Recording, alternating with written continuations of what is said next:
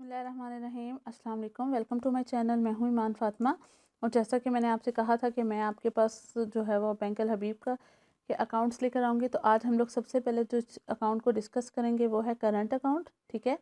जो कि क्या है कि फ्रीडम के साथ कि किस तरह से अपनी मर्ज़ी से जितने पैसे भी निकलवाने हैं आप निकलवा सकते हैं, रखने हैं रख सकते हैं।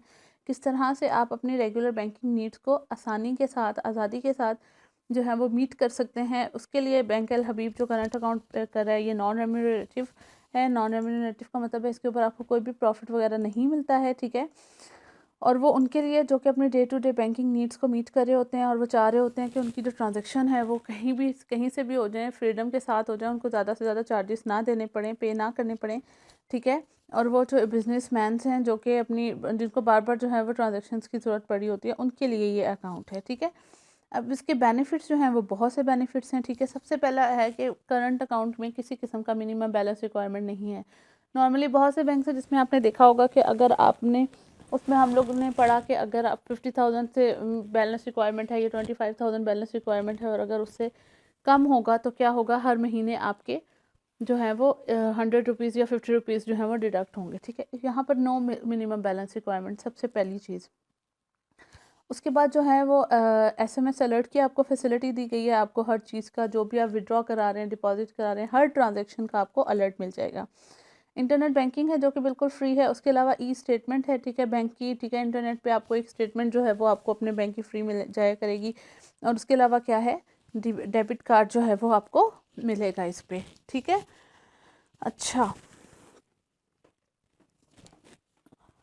अच्छा, ये इन्होंने जो है वो आपको पे पाक डेबिट कार्ड का कहा है, बट उन्होंने कहा है कि ये वैसे पे पाक डेबिट कार्ड है, लेकिन अगर आप वीज़ा या मास्टर कार्ड भी या यूनियन पे कार्ड लेना चाह रहे हैं तो हम लोग वो भी देंगे। उसके लिए कंडीशंस है, वो कंडीशंस वो आपको आगे से आगे मैं आपको बताती जाऊँगी, ठीक है। अच्छा, उसके बाद आप वो क्या कह रहे हैं कि अगर तो आपका इंडिविजुअल अकाउंट है तो क्या करेंगे, आप ओरिजिनल CNIC लेकर आएंगे विद अ वेरीफाइड कॉपी, ठीक है। आप ही ओरिजिनल CNIC लेकर आएंगे और उसके साथ आपकी कॉपी चाहिए होगी जो कि अटेस्ट होनी चाहिए, ठीक है, वेरीफाइड होनी चाहिए। फिर उसके बाद आपका जॉब लेटर होना चाहिए, सैलरी स्लिप होनी चाहिए अगर आप सैलरीड इंडिविजुअल हैं, any other proof of income.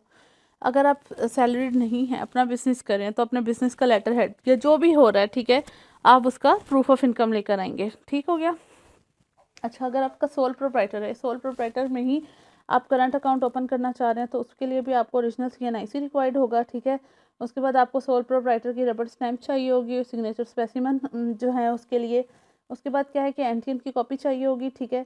Certificates यानी कि जो भी proof of membership of trade bodies, मतलब वो जहाँ पर एप्लीकेबल होंगे। नॉर्मल हम अपने इंडिविजुअल्स की बात करें कि हमारा अपना बिजनेस है तो उसके लिए जस्ट आपको लेटर हेड चाहिए, आपको NTN की कॉपी चाहिए जो कि अटेस्टेड होनी चाहिए, ठीक है। और उसके अलावा क्या है कि आपके उस कंपनी के लेटर हेड पे आपकी रिक्वेस्ट होगी अकाउंट ओपनिंग की, ठीक है।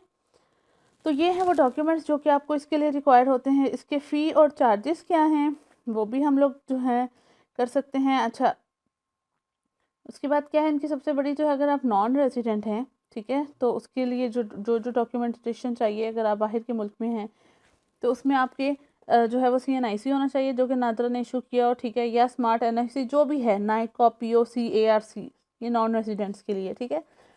सोर्स ऑफ इनकम आपका रिक्वायर्ड होना चाहिए, रिक्वायर्ड होगा। और उसके अलावा क्या है कि पासपोर्ट, क्योंकि अब आप नॉन रेजिडेंट है तो डेफिनेटली पासपोर्ट भी होगा, ठीक है। तो आपकी वो पासपोर्ट लग जाएगा साथ। और नॉन रेजिडेंट जो है वो उसमें फिर क्या आ जाता है, national permanently residing and domicile abroad, ठीक है, उस तरह वो भी खुलवा सकते हैं आप। उसमें कौन कौन से नॉन रेजिडेंट अकाउंट्स हैं जो कि आप खोल सकते हैं, मतलब ये है कि वो पाकिस्तान से आप जो है वो परमानेंटली वो जो है उनका जो डोमिसाइल है वो अब्रॉड का है, ठीक है। कुछ ऐसे हैं जो non resident account of Pakistan national who are abroad for short period time के लिए गए हैं, ठीक है, या जो है वो फ़ॉरन हैं लेकिन रहते यहाँ पर हैं, या वो नेशनल हैं लेकिन रहते बाहर हैं, ठीक है। तो उन सब के लिए जो है वो कॉपी ऑफ पासपोर्ट चाहिए होगी, POC चाहिए होगा। और हम लोग डिक्लेरेशन लेंगे, फॉर्म होता है, फॉर्म QA-22, वो उनसे लिया जाएगा, ठीक है।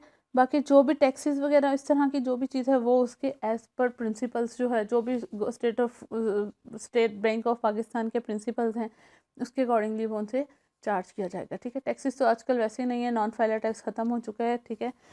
तो ये इस अकाउंट की बेसिक डिटेल्स हैं जो कि होंगी, ठीक है। इसके अलावा अगर हम लोग इसके फ़ी चार्जेस वगैरह पे जाना चाहें कि हमारे पास करंट अकाउंट का स्केड्यूल ऑफ चार्जेस क्या होगा, तो उसमें कुछ भी नहीं है। जो भी उसके एटीएम वगैरह के चार्जेस होंगे वो आप हैं, और जो ऑनलाइन वगैरह वो कुछ भी इसके ऊपर फ्री नहीं है, ठीक है। बैंक अल हबीब जो है एटीएम कार्ड जो है वो आपको फ्री देता है, लेकिन बाकी चीज़ों के जो हैं वो चार्जेस आपसे लेते हैं, ठीक है। सो ये थी करंट अकाउंट की वीडियो। आई होप कि आपको जो है वो अंडरस्टैंडिंग हुई होगी। मैं आऊँगी आपके पास नेक्स्ट वीडियो में एक न्यू अकाउंट लेके। तब तक के लिए अल्लाह हाफ़िज़।